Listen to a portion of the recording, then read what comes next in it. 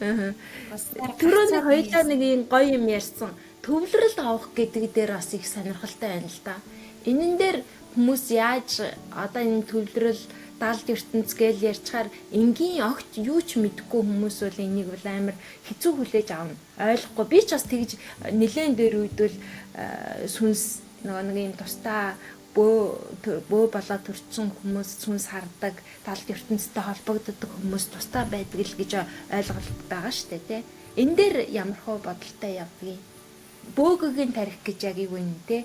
Одоо тэрнтэйгээ холбогдсноороо яадгийг төвлөрөл авах гэж юу вэ? Энэ тусдаа зүйл юм уу? Адилхан юм уу? Энэ дээр нэг гоё ойлголтоо яриул. Энэ ч одоо системтэй сургалт дээр яригддаг сэдвэл те. Ааха. Зүгээр нэг одоо хүмүүс сонирхсан хүмүүс нэг сонсоод өнгөр одоо YouTube дээр бол төрөл төрлөөрөө л байна. Гэхдээ яг үнэхээр төлөвөө авъя те дээдэстэйгээ холбогдъё гэх юм бол системтэй сургалтайгаар явах хэрэгтэй. За заавал системтэй биш л те багштай чиглүүлэгчтэй сургалтайгаар. Яг бөөгийн тарих гэхээрээ одоо жирийн хүмүүс бодохороо бөөгийн тарих гэхээр бөөл болчих юм шиг бодож байгаа тий. Тэгээд ааш. Тий. Нэг л тэр одоо ухаан руу орчвол нэг бөө ирээл нэг сүнс ирээл наалдчихна. За сүнс гэхээр дандаа нөгөө муу талаар бодоод ирсэн шүү дээ бидний нийгэмд чинь тий. Дандаа Одоо тэгж ялгаад байна. Харагдаж байгаа өнцгөн маань өөрөө жоохон буруу ойлголт өгöd байгаа юм болов тий? Тий. За яг бөөгийн тарихны хувьд бол янз янз яригдана. Тэр тамхтай, тамгагүй одоо яасан сонгосон гэдэг. Яг сүнсний хувьд чинь бид нар нөгөө нэг сүнс гэхээр л хүн ойлгодог тий хар сүнс барайд ичдэг ойлгодог тийм цагаан утастай хүн явж идэг гин дандаа муу талаас нь нэг сүнс гэдгийг мэдээд авлаа шүү дээ тий. Өөртөө сүнсгүй юм шиг үү? Тэгэл энэ сүнс чинь ямар олон сүнс байгаа тий. Ядахнаа л биеинд чинь амин 5 сүнс байна.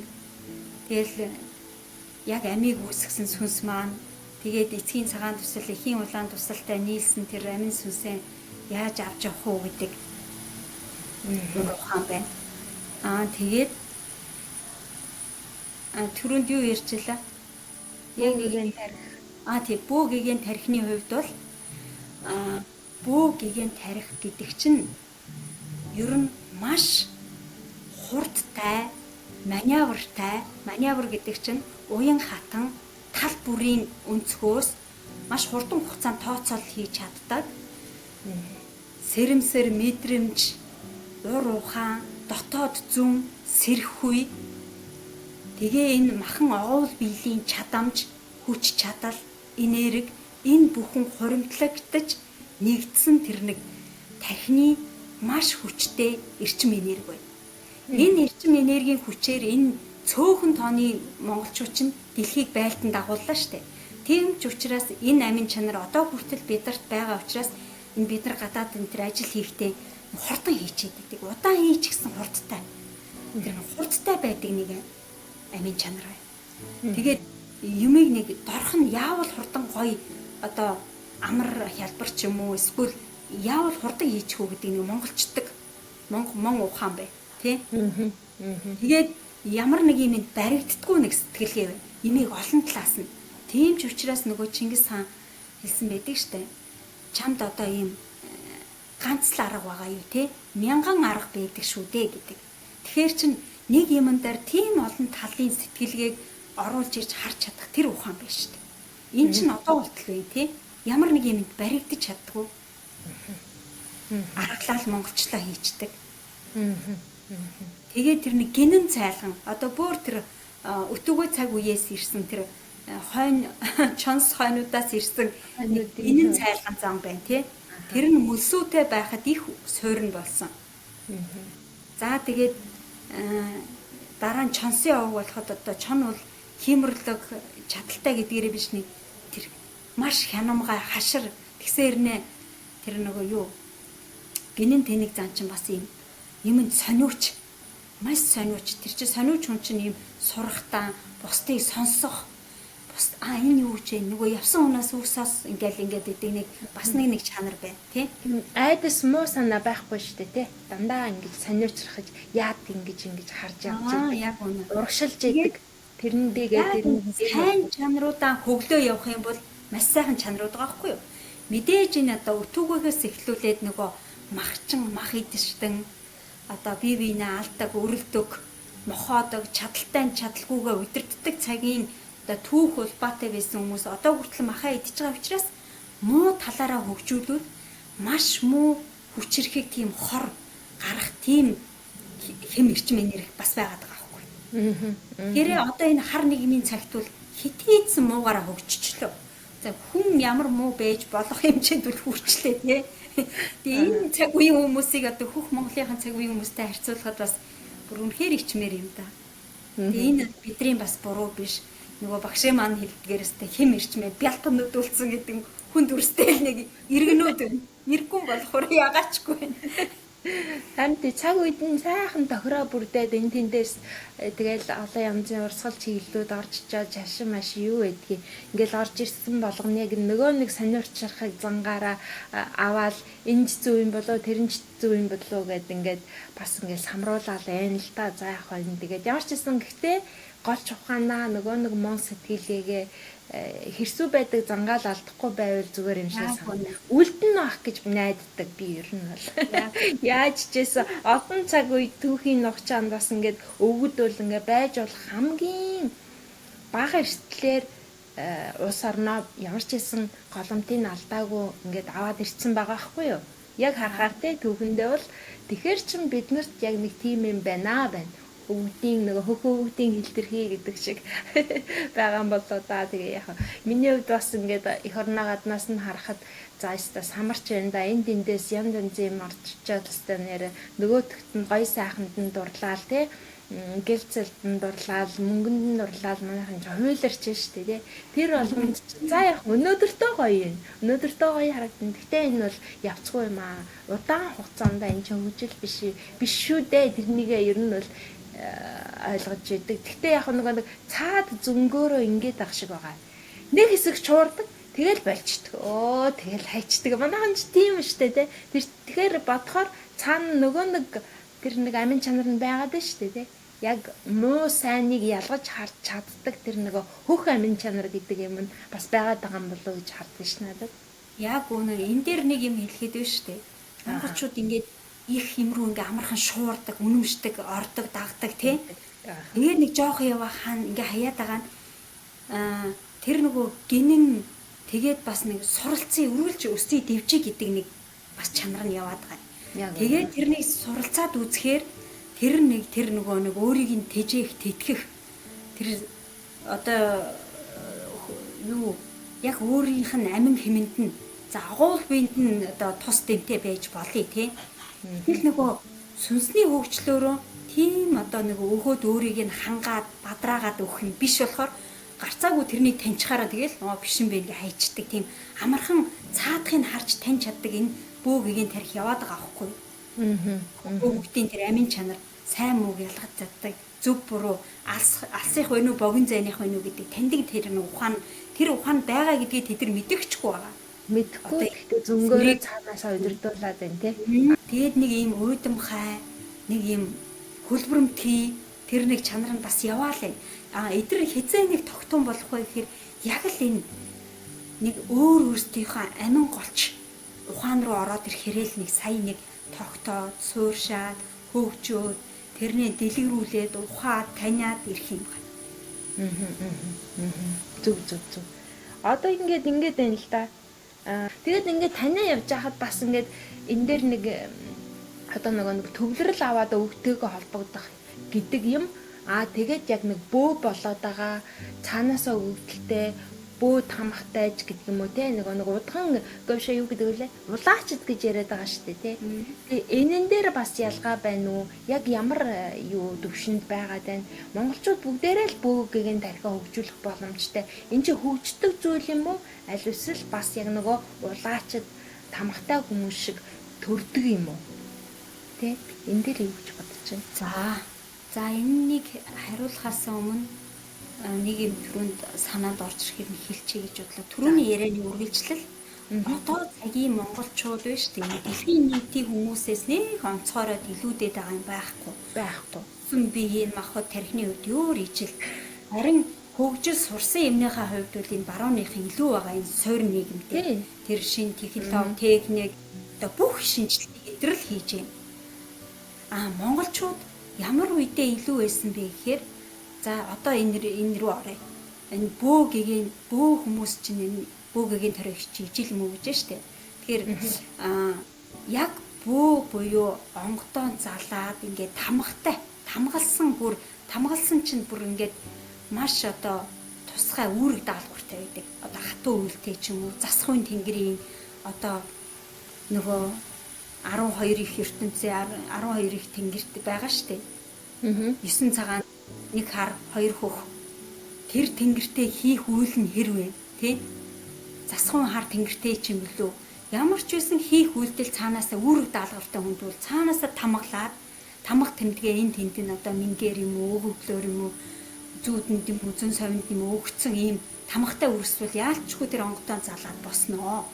Энэ чинь бүр цаанаасаа төрдөг тамгалцсан байдаг. Эдэр бол мэдээж ингээд тусгай нэг бөө болоод ингээд тэр гарцаагүй цаг нь болохоор шахаандаа ороод босоод авах нь аваад авахгүй нь одоо яа тэгээд өөрөө уучраа болоо явчихна. Бусад ихэнх бүгд бөө болоо бөмбөр нүдэх юм уу гэхээр үгүй ээ. Тэгээ энийг бол бүгд л бөөнөр ярьж байгаа ерөнхийд нь юу вэ гэхээр тамгатай дотроо зүгээр нэг жирийн үйлтэн одоо зүгээр одоо жишээ ярьж байгаа шүү. Дорилгын үйлтэн гэхэд одоо онгодоо залчгаал маш гоё одоо энэ өвөг тэнгэрүүдийн үйл одоо бөө нарын дархны хийдэг хүнд бол дорилгын сахиустай гээл тэр сахиусаа залчгаал улам бол үүлэн дэлгэрээд хийх үйл нь мандат хийх хүмүүнүүд байна. Домчийн тэнгэртэй гээл цагааны тэнгэртэй барайч, домч, илээч, энергиэр имжлэгдэж гарч ирж байна. Эдгэр чин залсан залаагүй хийж байгаа.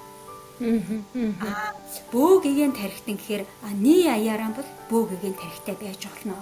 Эний чинь харин сэрэх ёстой. Сэрэхгүйгээр явж байгаа нь бид нар чи одоо ингээд унтаа энэ шарлсан улайсан нийгэмд унтрахаа явлаа штэ. Сайн муугаа ялгахгүй. Буруу зөвийг танихгүй. Тэгээ таниагүй юм чи яах юм? Өөрөө ч буруу зүрх рүү явна. Өөрөө ч болоод байгаа болохгүй байгаагаа мэдэхгүй, тий? Одоо хүн болоод тийм ухардалд ирж байгаа штэ. Тэгж нэг яг яах гээд яваад байгаа. Яагаад амьдраад байгаа юм? Тэгээ эн чинь нөгөө тархин сэрэн биш унтаахаа байна. Дотоод сүнсэн сэрээгүй. Тэгээ амин чанар нь сэрээгүй. Бүх хөхт холбот хүмүүс бол амин чанар нь сэрээд ирэхээрээ. Наад захын за ингэ морьтой явж байхад 7 алхам одоо 7 юуны цаана юу вэ? Өртөөний цаана, буудлын цаана юу вэ? Одоо жишээ нь өөлөн ихийн одоо туслах хуагч эмгэн байна шүү дээ. Гардаг. Тэр чинь л хийхэд зүгээр л одоо хүүхэд асрагч одоо их атны туслах байна шүү дээ, тий? Тэр хүн чинь хэд нөгөө газар чагнаал сонирдоол 60 өртөөний цаанаас илүү тийм хэдэн тооны тийм цэргүүд уушиг зүрхэндээ тийм их уур агссан устгахгаар ирж гэн цухтаарэ гэд Тэмүүжин бүртээ хоёроо цухтаалгадаг штэ тий. Тэгэхээр зүгээр ингээ жирийн үртэн ийм их өндөр сэрэмсэр зөн мэдрэхүүтэй байсан. Тэгээ энэ бөөгийн тархиа сэрээчгээр яах юм бэ гэхээр бид нар зөнгөө сэрээж байгаа. Зөнгөө сэрэхээр заавал үздэг хараал нэг нэг үзэх хаалгүй өөртөө эзэн байх. Одоо бид нар ч ламд очиол тий асуугаал нэг мэрэгч төлөгчдөр асуугаад байгаа юм аа. Одоо бүр алтай хэлгүүн төр байгаа штэ. Мэдхээ байгаад бурхан даатгаад мэдхгүй болгоно бурханд одоо ламаас асуугаад ирэх цаг ирнэ. Тэр цагт та нарт энэ илч ирнэ гэж байгаа штэ. Тэгэхээр өөртөө л эзэн бэ. Ятаач тий зөнгөө сэрээгээд сүнсээ сэрээгээд тэгээ зөв мэдрэмж чинь бүх 5 мэдрэхүүгээрээ сэрнэ. Сонсон сонорт нь өөрийгөө айчин анхаарна. Энэ дугаа хилэмж чи юу юм? Өгж байгаа бүх мэдээллийг авч чаддаг. Авчгаад тайлаад таниад уншаад өөрөө тайлж чаддаг. Тэр эрдэм суралцах. Тэгэхээр чи хүнээс асуух хэрэг байна уу те? Яг үнэ. Ядч ийм 1390 хэдэн мэрэгжилтэй тэгээ 1000 хүнсч идэргээд байсан тэр бүх ур чадварууд нь тэр бөөгийн тархинд нь бөөгийн тархи гэдэг ойлголтонд багтчаад байсан байна шүү дээ тийм ээ гэж ойлгож гараа тийм. Тэр өндөр сэрэмсэр мэдрэхүй зөнтэй хүмүүс чинь тэр ахуугаасаа тэр үйлдэж байгаа үйлдэл сурч боловсарч байгаа тэр нүүдлийн соёл ахугаараа ингээд дэвшээд хөгжөхөөрөө ингээд нас биеийн төрхээрээ сайхан зөнтэй мэдрэмжтэй холыг хардаг, хүнийг хараад таньчдаг, сайн муу ялгачдаг, тий?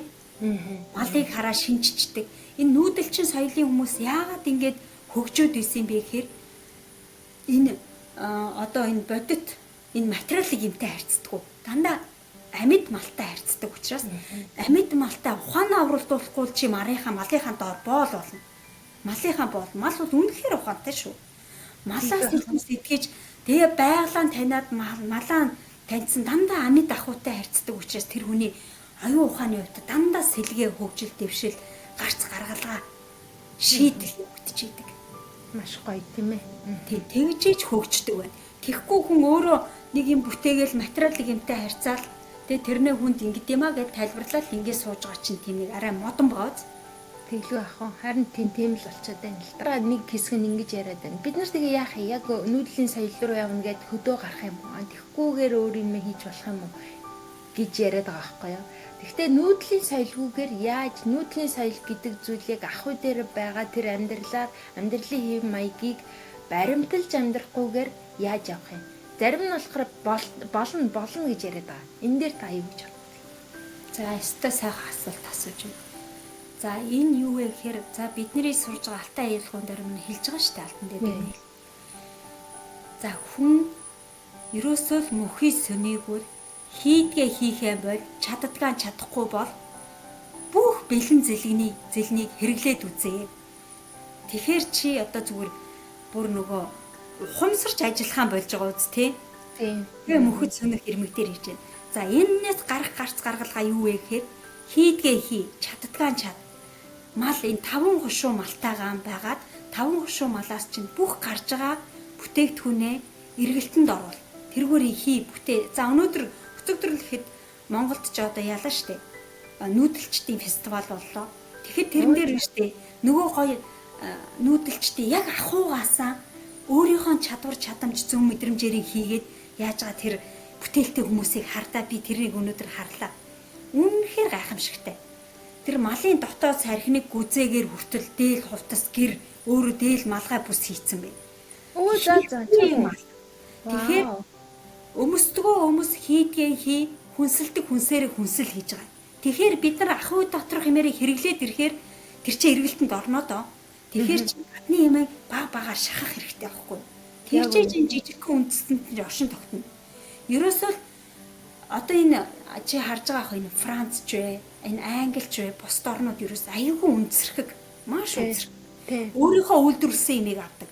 Өөрийнхөө үйлдвэрлэсэн хүнсийг хэрэгэлдэг. Тэгдэг. Өөрийнхөө үйлдвэрлэсэн хувцсыг өмсдөг. Өөрийнхөө үйлдвэрлэсэн машиныг маш ухаалаг байгаа байхгүй юу? Зөв. Маш зөв. Тэр үндэстэн оршин тогтнох гол юм чин өөрөө өөрсдийнхөө хэрэглэн дээр номер 1 өөрийнхөө аавна гарцаагүй жижиг сажиг юм дээрэл за бусдын имийг авч болно гэдэг зарчим байгаад байгаа байхгүй юу? Швед ч ялгаагүй тийм байдаг. Гэтэл Монгол одоо бол хамгийн эхлээ гадны имийг хамж аваад байна тий. Гялцаал хэрэгтэй хэрэггүй хортой хоргүй юм аваад байна. Гэхдээ номер 1 өөрсдийнхөө имийг хэрэглэе гэдэг зарчим тавьчвал энэс л эхлэв шүү дээ бид нар. Яг үнэ тий. Тэгэхээр чин хөөхөн тэр малчин ахуйчууд улам бүр мал мах тэр ахуй соёл нь хэрэглээнд ороод эргэлтэнд ороод тэгээд өдөр тутам одоо малчин хумигдаад байсан бол цаг ирэх тусан малчид тэлсээр угаад тэд нар яагаад хумигдаад байгаа юм? Нөгөө нэг махан хийж байгаа үйлдвэрлэлийн бүх юмыг өөр юмнээс аваад хэрэгцээг нь хангаад тэдний хийж байгаа аж үйлдвэрлэл маань эргэлтэнд орохгүй байгаа учраас хумигдаад үнэлэхгүй байна тийм ээ. Бид нар малтайгаа сүү цагаан эдээтэйгээ малчинтайгаа байгийг тэдний дэмжиж ингээ хэрэглэх хэрэгтэй. Тэгэхгүй те малчин яхаараа биднээс ингээ автгийг. Малчин яхаараа тэгдгийг ингээд нэг 100 зурхан болохоор хараад өрөөгд байгаа хүмүүс номер 1 бидрийг оршин тогтноож байгаа өв соёлыг минь өдөө хүртэл тээж ирж байгаа хичнээн ондоошсон ч гэсэн их Монголын цаг үеийг гүйцэхгүй ч гэсэн энэ ахуй соёлыг чинь тээж явж байгаа хүмүүс чинь малчин шүү. Малчнаа дэмжих хэрэгтэй. Ахуй соёлоо бүр суурнаас нь бид нар нэг хүн бүр дэмжих хэрэгтэй. Энэ улс орнууд бүгд суурн одоо гар ахуйгаараа тарьсан хүнсийг авахын төлөө нэг хүний хуваараа хийдэг юмыг авахын төлөө ингэж явж байна энэ улс тум. Тэгж юм тийм ээ. Гоё. Тэгэхээр энэ дээр нэг юм ягаад чи надад нэг юм бодогдлоо л да. Гадаадтайгаа бид нар яагаад дэмжиж болохгүй гэж тий? Бид нар нэгдэж яагаад зах зээл гадаадд гаргах тэр зах зээлийг нь бий болгох ч юм уу тий? Гүүр нь болж болтгүй юм гэсэн бодол гинтхэн төрлөө. Сая л ингээд таныг ярьж байхаар нь юу хийж болох вэ гэд ингээд яагаад чи санагдлаа л да. Бид нар штэ энэ боломж бололцоогоороо Монголынхоо эд материалыг дандаа л Монголынхоо ямиг авч гадаадад бэлгэлдэг, зардаг, бэлгэлдэг хүмүүс чинь гадаад байгаа монголчууд шүү. Тэгдэг. Яг Монголынхоо ямиг хамгийн их хэрэгэлдэг нь бид нар шүү. Тэр сүү, сайхан, их тайх цай, ааруул, тэр арван гурил, борц шартцыг хэн хамгийн их авч байгаа юм? Бид нар л авч юм. Тэгж байгаа. Тий яаж түн маш том хөрөнгө оруулагчид байгаа шүү. Тий амьдрах гол үндсэн мөнгөн санхүү хэн өгч байгаа нь бид нар л үйлдвэрлэж байна. Бид нар энэ өөрийнхөө хийж байгаа, чадаж байгаа энийг олж харах хэрэгтэй. Олж харж ийж бид нар чинь бас нэг юм холбогчгүй. Бид нар чинь энэ байгаа ахуйдаа л Монголоо таниулж байна тий. Тэгж байгаа. Тэгэл бидэрт чинь яг Монгол энэ гадаад Монгол айлд орохт бол заавал тэр нөө шар усны чихэр байна, ааруул байна, үрлэн ааруул байна. Гэхдээ энээс л эхэлж штэ. Ерөөсөө л агуу зүйл ингэж ерөөсөө л энэ жижиг хэрэглээ, жижиг өөрийнхөө нэг удаагийн би одоо Монголоос юу авч ийн ерөөсөө л Монголынхаа юм дээлээ авч ийн. Гадаад байгаа харин бид нар чинь хамгийн их Монгол. Тэгж байгаа. Энийг гоё бодлоготойгоор одоо юу гэдгийг те гадаадд сурталчлагч байдгийм үү аль эсвэл ингээд бас ингээд холбогч болж байнгын бүтээгдэхүүнүүдийг нь зардаг тийм болгодогч гэх юм уу тэр талаар нь би бас бодоод байна л да. Одоо илүү даваацтайгаар те яг бид нар өөрсдөө бол байнга авч хэрэгэлдэг гэдэг юмыг л бодлоо. Яг надад одоо ингэж орж ирж байна. Одоо Шведэд гэхэд байна штэ. Нэг томоо дэлгүүрт олон үндэстний дэлгүүр байдаг байхгүй юу? За. Тэр дотор байна штэ. Монгол тасаг байсан гэсэн. Нэг улс оронд нэг Монгол дэлгүүр бий болчвол бид нар тэгэж Монголдо заавал тэр төвчрийн хүн зараал зовоохгүй өдөр тутмынхаа хэрэглээний нэмийг тэндээс авах байхгүй юу? Харин номер 1 Монгол дэлгүүр улс орон бүр ядаж нэг том хотод нь бий болоосэй гэж хүсэж байна. Тэрнийг бий болох хэвлээ тий. Дээл хувцастай идэх хуух юмтэй бид нар ч Монгол юм аа л идэж уудсан шүү дээ. Ичнээ бид нар энэ гадаадад одоо салаад ногоо идээл гадны энэ загас чарааха идээд байгаа ч гэсэн цаанаасаа л нэг Монгол юм аа л идэх гэдгийг хүсдэг. Тийм яалтгүй бас нэг юм удаан хадгалагдаж болдог. Дээрээс нь ингээд бүр нэг алтнаас үнэтэй гоё шар тосч гэдэг юм уу бас нэг юм бүр нэг цаанаасаа Монгол яг л монгол хүний яс цус биед тохирсон бүнцний бүтээгдэхүүн байна л та тий ааруул цагаа идэ тэгээд тэр чинь хідүүлээд авахгүй жоох идэн тэр нь шимшүүс амин дижээл амин эрчмийг нөхөж яадаг ийм хүнсийг бид нар бол яалтгүй л бас ингээ бодлоготойгоор гоё хөгжүүлээд ингээ зардаг болвол гоё юм байна да. Бид нар эндээ ааруул хийгээл идэхээр Монголд мань хийсэн ааруулыг яаж гүйцэхвдээ тэгээд шал өөрөө тий. Тэгэл ингээл ядахнаал тий тэр гоё ааруулнуудаа багцлаад боогоод ааруул бол муудахгүй штэ пакетлаа боолцоход. Тэгэхээр энд нэг дэлгүүрт ингээд байнгын нэг Монголын энэ идэ ундаа цагаан идэ ааруул борцсон тэр маань тасралтгүй бэж идэг бол хичнээн гоё вэ. Харин тийлээж байна. Барагш хойшс гаж байгаа юм шиг ааруул ярьсан чи. Хөөе тэгэл энэ зөөдөг ачааны хідэн хүмүүс маань торгуулахтаа торгуулаад адлуулахтаа адлуулаад ингээл өстой хориотой бараа гэдэг нэрээр нэх хар тамхи юу ин зөөгöd байгаа юм аштай. Бидний л хүнсний хэрэглээ энийг нэг хуульчилж бодгүй юм бах та тий. Нэг харин яг одоохондоо бидэрт яг нэг системтэй яг төрийн бодлогын үүднээс ингэж явуулж байгаа юу ч л алга байна штэ. Мэдхгүй би одоо дэрэнд нь хамрагддаг юм уу болоод байгаа юм уу болдго юм уу бүү мэд. Надад бол үйлчлдэг юм байдгүй штэ. Энд амьдарч байгаа юм. Бид нар бол одоо цаанаас авж байгаа юм. Дээрээс нь ачааны мөнгө төлж байгаа юм. Тэгээл ингээд чинь хідэн хүн зарж ингэж найр чаашны үл нэлээд төөгөдөж ээж авж байгаа юм чинь нэг ингээд зохион байгуулалтаагаар ингээд нэг гоё систем юм сүлжээ дэлгүүр. Энэ солонгосчууд ингээд сүлжээ дэлгүүрээ байгуулад байгаа чинь монголчууд яагаад нэг сүлжээ дэлгүүр байгуулчих болтгүй юм. Тэрийг л би аюу хүсдэг. Номер 1 бодлоготойгоор хийх юм дутаад байх шиг байна да. Тэгээд одоо энэ ингээл хэрэглээнийхээ ямыг бид нар хэрэглээл ирэх чинь тэр бүтээж хийж байгаа үйлдвэрлэж байгаа малчтаа дэмжиж байгаа байхгүй юу? Энээс л Тэгэл гоё дээл хувцас өмсвөл бид нар одоо ингээл монголчуудаараа ярилцах сургалт хийхэд ингээл монгол дээлийн өмсөөл суумаар байна шүү дээ. Эсвэл ингээл эндээ нэг гоё монгол дээр үйлдвэрлэдэг хүнтэй болмоор ч юм уу. Тийм Яг үнэ. нас хэлмээр. Үнэхээр бидний цаг үе ирж байна. Таатай байна. Үнэхээр гоё юм. Баярлалаа гэж. Ялангуяа хийн 5 сумны сургаал, мөлсөөгийн сургаал тий Амбгаа хааны одоо тэнгэр, ивийн тэнгэр, мөлсөөгийн тэнгэр одоо бид бүхнийг ивэж бид нар эвтэй эвлэлтэж nii аяараа хэм нэгдэж одоо сэтгэл санаа нийлж нэг босоо голчоон барьж мандан бадарч босч ирж Тийм байна. бүгд өөрсдөө Монгол гэдэг дээрээ огшиж омогшиж бадарч явах болтугай. За тэгээд огшоод омогшин гэхээр бид нар нэг л нэг эгоорсон бардамсан хүмүүс шиг бодоод байгаа. Нөгөө өөрөө өөртөө эзэн байгаад өөрөө гэрэлтэй гэгээтэй цацарч амьдрахыг хэлж байгаа байхгүй юу? Өөрөөсөө нэг гэрэл цацруулж наран мэд ээж гэж байгаа. Бусдад дандаа ийл ивэл өгч амьдрий л да. Би чинь 15 оны сүүлээр гадаад руу Швед руу гарсан. Шведэд 9 жил амьдраад одоо Швейцарын Женев хотод ирээд нэг 2 жил болжээ. Тэгээд яг энэ хугацаанд би чинь яг 17 оноос эхлээд ер нь өөрөө энэ сүнсний хөгжил бид нар яагаад энэ бөө гэдэг одоо энэ ухаанд одоо бөө гэдэг юм яагаад буугаад байгаа гэд ингээд ерөөсөө сурыг яа таньж авъя гэд ингээд судлаад эхэлсэн. Тэгээд таниа тэр судалгааныхаа явцад бид нар чинь бөө гэдэг юм хүнээс айхааргүй юм бэ.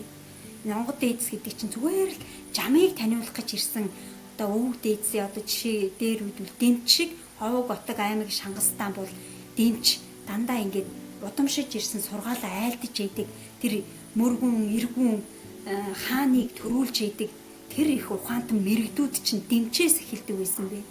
Тийм л хүмүүс энэ ёс жаншил ахуй соёлоо таних жамаан таних энэ ухаанд суралцуулах гэж буугаад байгаа юм байна гэдгийг ойлгосноос хойш би ерөөсөө тэр бөө гэдэг юмнаас л айхаа болсон. Харин ч хүртэж бишрээд тийм. Тэр харин хүнийг буулгаж байгаа тэр хүн нь л асуудал гарч байгаа бол тэр хүнд л асуудал.